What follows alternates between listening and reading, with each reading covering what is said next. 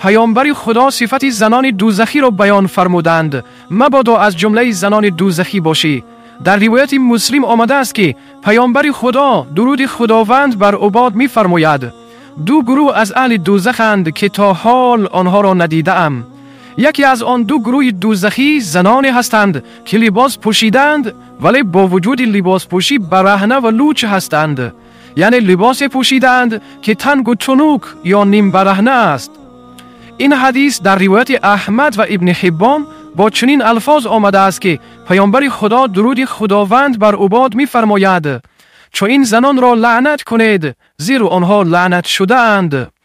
چرا ما بر گناه اصرار داریم؟ نمیدانم چرا. استغفرالله. خدایا رهنمایی کن تو ما را. چه ها کردیم چه ها. استغفرالله. چه ها کردیم.